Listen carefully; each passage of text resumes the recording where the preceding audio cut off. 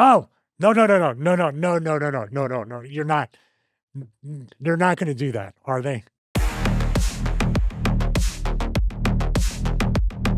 Nails in a 2x4? Nails in a 2x4, and you think they're going to do what in 2025 is the usual thing with nails in a 2x4, and then they take it even further. Okay. Oh my goodness. Is it too early in the morning? I didn't eat anything before watching this, so is it good? You might dry heave. I'll give you that. Oh my goodness. All right, let's play it. Ooh. Although what I'll say, just off that first shot, we did a watch along on Patreon, TNA Final Resolution, Mick Foley, Abyss versus myself, and Raven. Even with the barbed wire kind of being half gimmicked, Mick hit me in the back much like this. Didn't feel great because it's still a heavy bat, which this is a heavy 2x4. Even with or without the nails, you're going to feel it. But I do not see Moxley's back yet. Is that what I'm going to react to? That there were real nails that he hit him with? Okay, that's my guess. After you. And Moxley got himself in really good shape, by the way. Oh, no, no, no, no, no, no, no, no, no, no, no, no, no. You're not. They're not going to do that, are they? They're literally not going to suplex onto this thing, are they? I thought at first he was going to DDT him on it. Okay, I'm going to watch it. Sorry. Hush!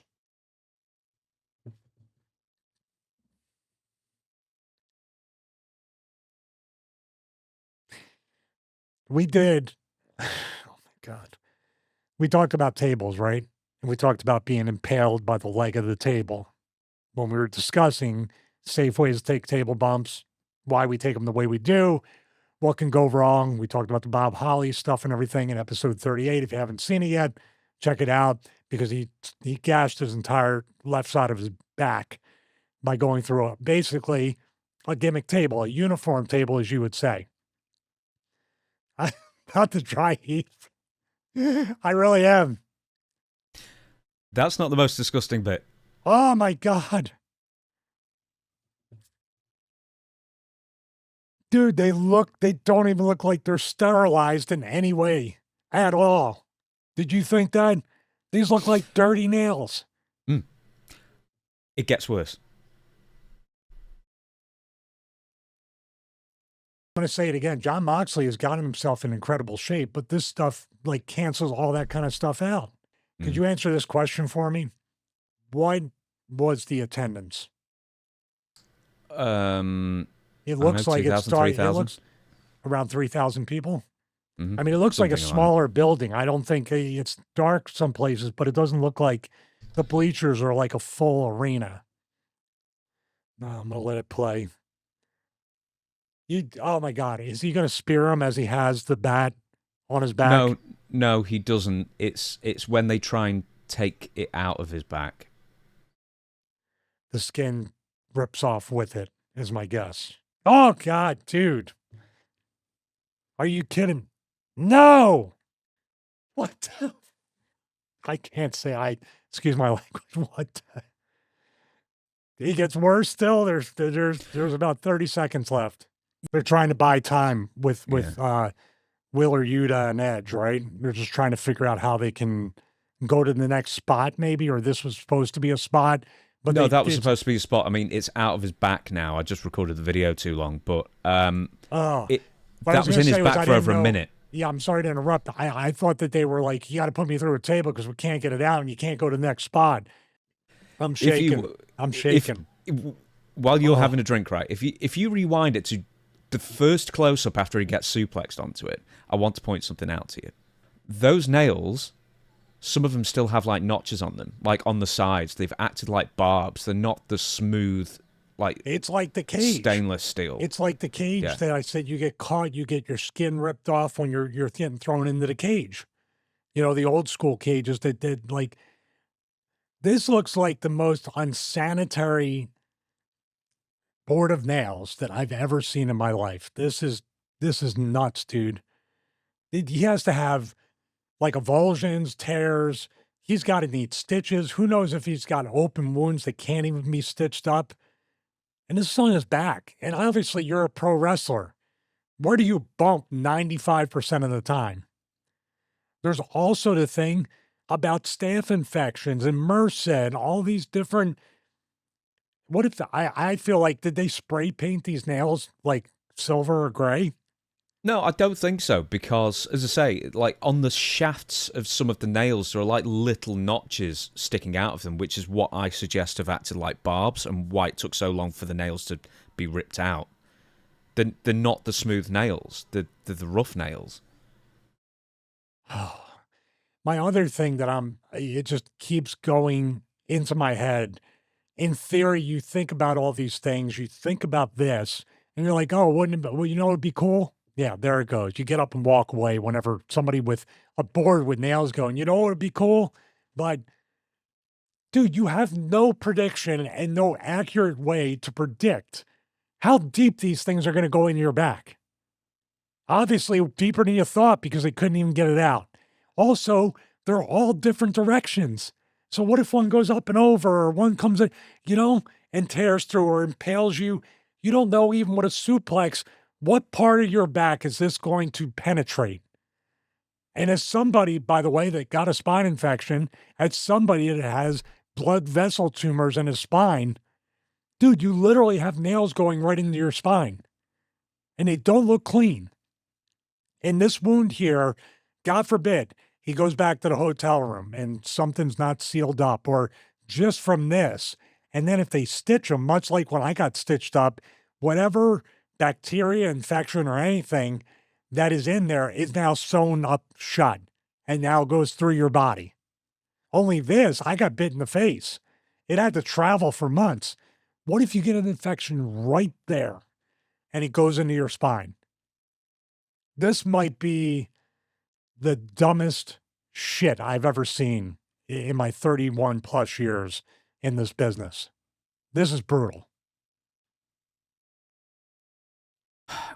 One other thing that I think sort of gets missed out with these kinds of affairs is, what if an errant nail, had just driven itself into Jon Moxley's spine and paralyzed him? This is about 100 nails that are right there on the spine. Like any one of them on any level, on all levels, could have hit a nerve, went right in your disc. Like you just said, you're bumping on something that has no give. Who's to say he didn't have, like way back when I told you I took the bump out of the ring and my spine shifted laterally? What if the spine shifted up? Where this is, what if both sides of his spine, like literally you compress down in the middle there where the bat is or the board, and the others come up there, and now your entire spine is shifted. Like you have scoliosis, but it's not side to side, it's front to back. This is the dumbest stuff I've ever seen. What is the point of this? Aren't Jon Moxley and Edge big enough stars who've been in the business and been main eventers? Isn't that enough star power to tell a story? I don't recall these guys ever having a match. Yeah, So they had we're one 2 going to weeks see ago.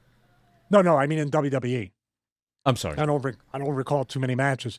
But right here, you had something with their previous star power to get some people interested in this.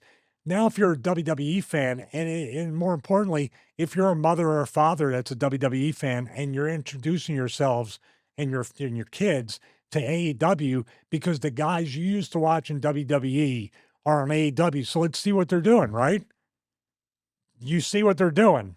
What are you going to do as a parent, James, with your kid when you watch that? Turn it off. Turn it right off. Yeah, and never turn it on again.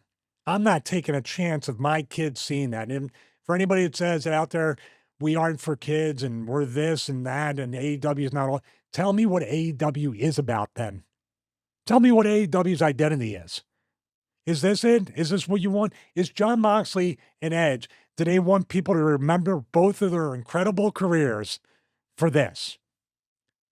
Because, man, I mean, Moxley, especially with Dean Ambrose, and even at first in AEW, had so much promise to become somehow a bigger star in AEW than he was in WWE and to carry a company. But look at this.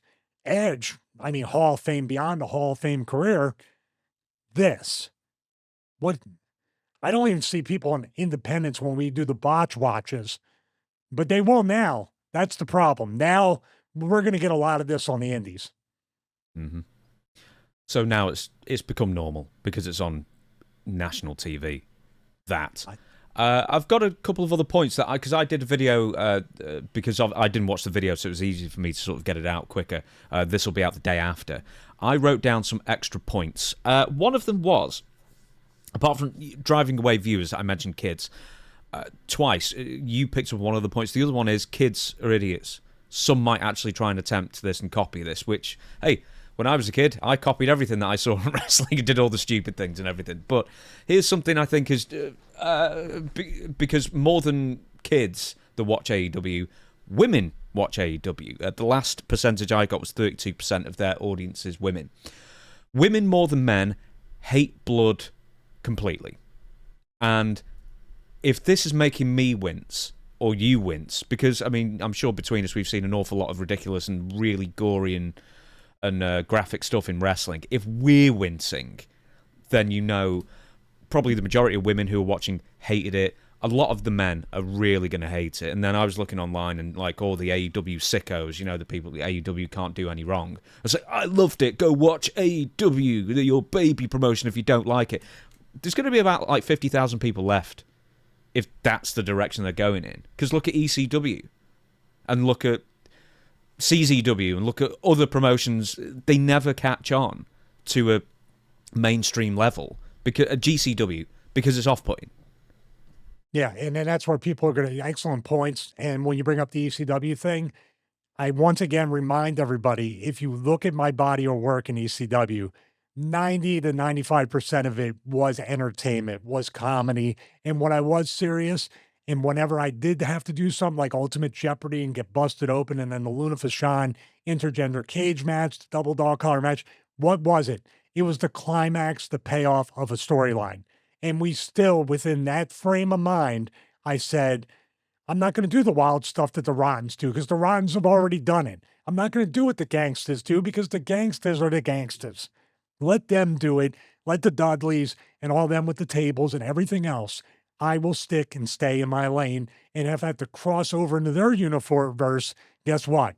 I'm going to be made to be a bloody mess. But I did that because I crossed over, but I stayed in this for more time than that. And also, I'm looking at it like somebody who still feels the effects of some of the stupid decisions I made throughout my career. This show, this channel, the breakdowns, the analysis, even this reaction when I never saw it. It's funny enough to say, I'm going to show you this video for the first time and you're going to react. But at the same time, I have two things that you're not going to get until you're well past your 20s, 30s, maybe even 40s, no matter where you wrestle. Maturity and perspective. And you look back and you go, now, I never did it for $50 on the indies or $20 on the indies, but I did it for a pretty low pay in ECW. And I'm paying the penance for that. But I'm guaranteeing you, I heard a lot more from Heidenreich and other people that just did regular wrestling matches than the supposed dangerous people like Sabu and the Dudleys and all these people in the extreme hardcore matches that are supposed to hurt you. Mm-hmm. We convinced you because most of the time people were working. Now, sometimes we weren't. Sometimes things happen. But in this vein, you cannot sit there and say at your level of expertise and experience, talking to Jon Moxley and Edge, you can't come out and do the you know what would be cool thing, because this is a you know what would be cool line where most people would get up and walk away. And I'm going off on a tangent about it, but I can't quite understand.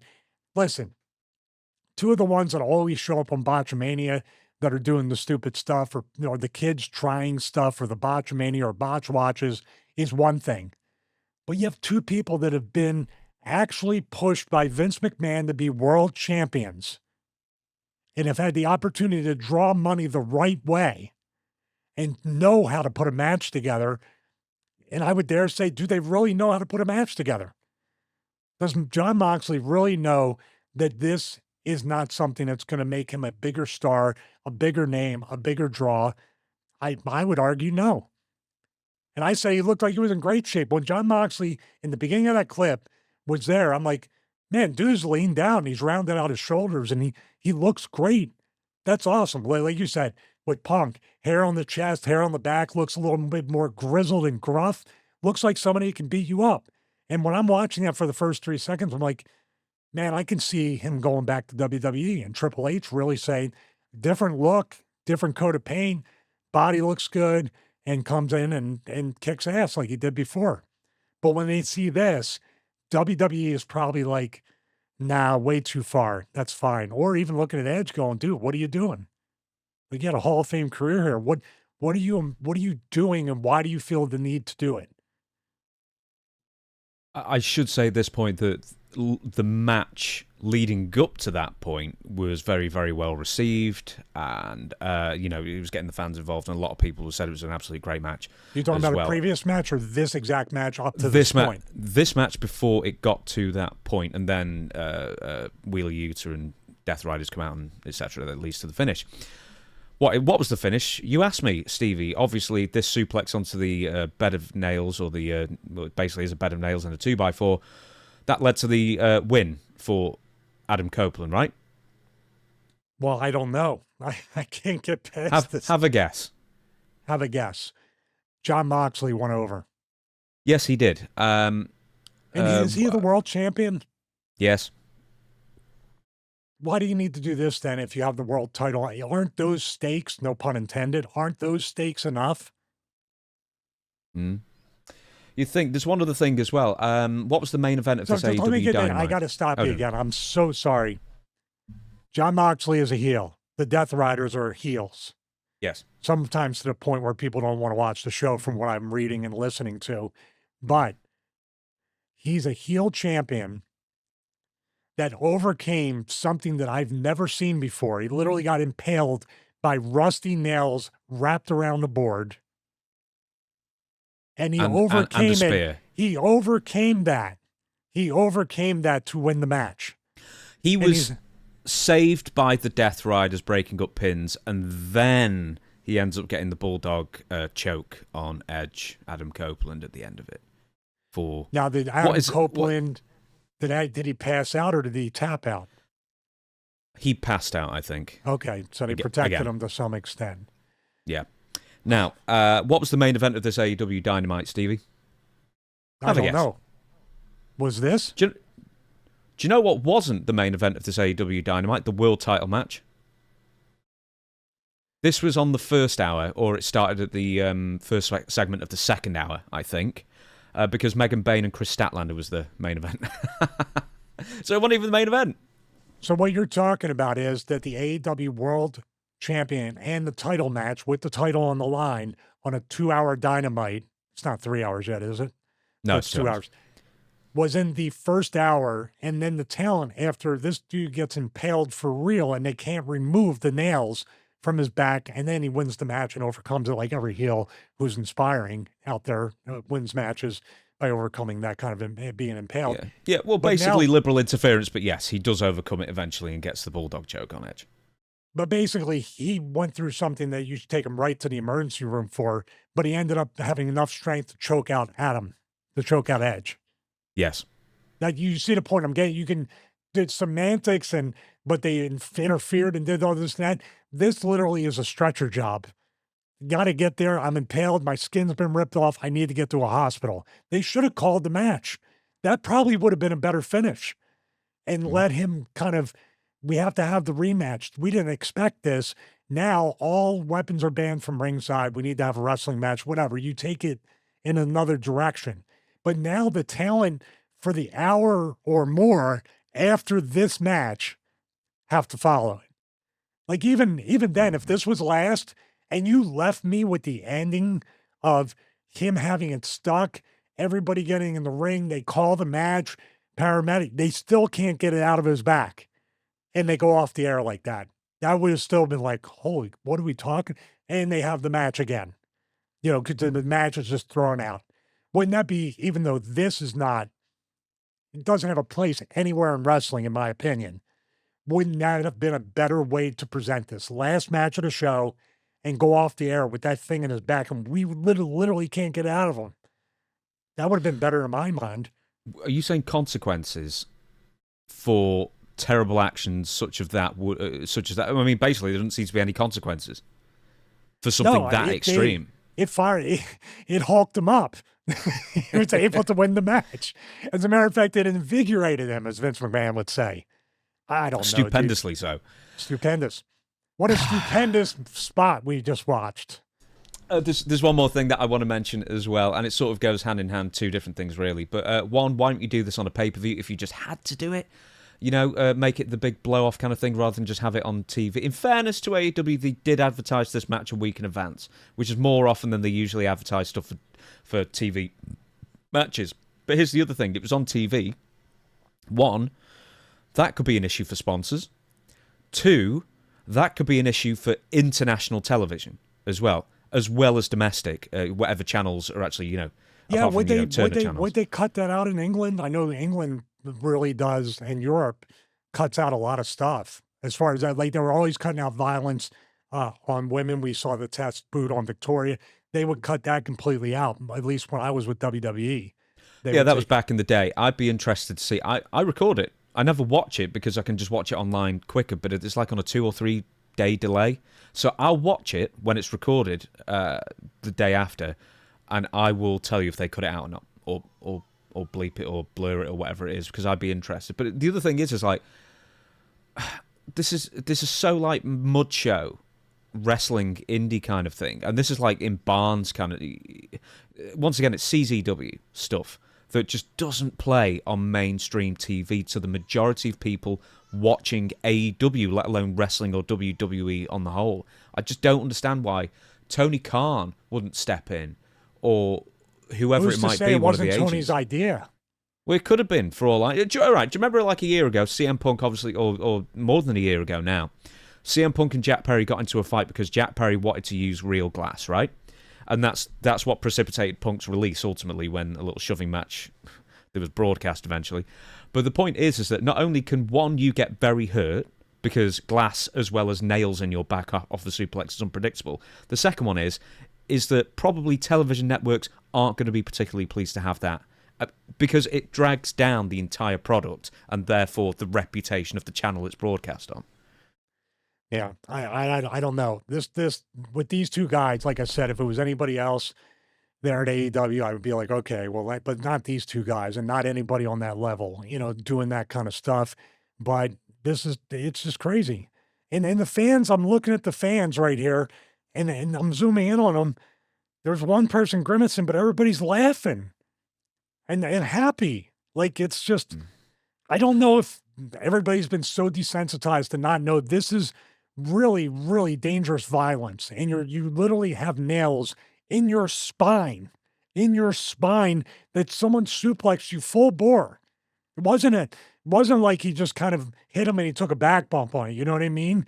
He literally suplexed him, and Jon Moxley took all his 200 and some pounds, and literally those nails could have went into his organs, and if they were long enough, almost through him. You know, that's the other thing. Your spine's one thing. What other organs are you going to hit? What if it was low and to the side and caught one of his kidneys? Mm-hmm. There's so many things. This is like, I don't even know if he drew it up on a board. It makes it like, oh, I didn't know it wasn't going to turn out that bad, but no. And this isn't one of those things, man, it can go on forever. You literally had to go, we need all these nails. We need a board. We need somebody to put them together. We got to go buy this. I don't think they had all this stuff laying around.